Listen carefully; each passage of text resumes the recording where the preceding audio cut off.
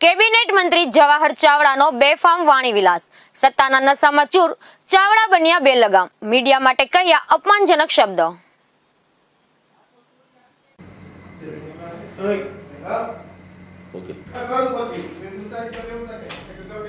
આજે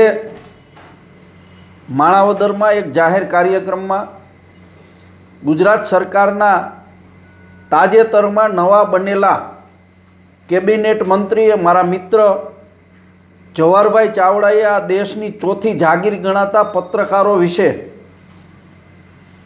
જે અશોભનીય ટિપ્પણી કરી છે એમની હું નિંદા કરું છું। જવાહરભાઈ સાલસ સ્વભાવના મિતભાષી માણસ હતા, પણ ક્યાંક એવું લાગે છે કે ભારતીય જનતા પાર્ટીમાં જવાથી ભારતીય જનતા પાર્ટીના જે સિદ્ધાંતો છે, ભારતીય જનતા પાર્ટીની જે કર્કશ વાણી છે એ જવાહરભાઈની અંદર આવી હોય અને સંઘની અસર જવાહરભાઈમાં થઈ હોય એવું એમના નિવેદન ઉપરથી સ્પષ્ટપણે લાગી રહ્યું છે। પત્રકારો સાચી વાત અને સાચી માહિતી લોકો સુધી પહોંચાડતા હોય છે અને પત્રકારોનો અધિકાર છે રાજકીય માણસોને સવાલો કરવાના।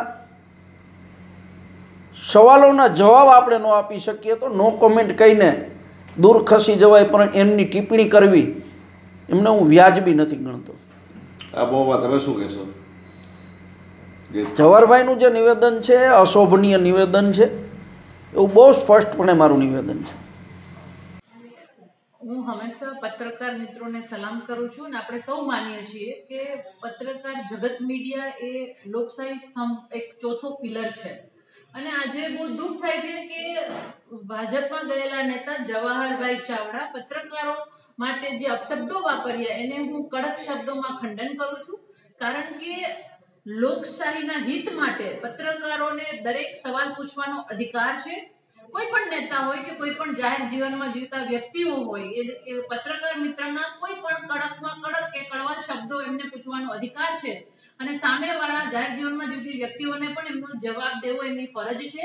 એટલે અહીંયા હંમેશા સારા શબ્દો કે સારા પ્રશ્નોની જ આશા ન રાખતા કડવા શબ્દો પણ આપણે સ્વીકારવા જોઈએ અને કડવા શબ્દોના બદલામાં જે પત્રકાર મિત્રોના અપમાન થાય છે, એમના ઉપર જે અપશબ્દ બોલવામાં આવે છે, આવા નેતાઓની માનસિકતા ક્યાંક ને ક્યાંક લોકશાહી ને ખતરારૂપ છે એવું મારું સ્પષ્ટ માનવું છે।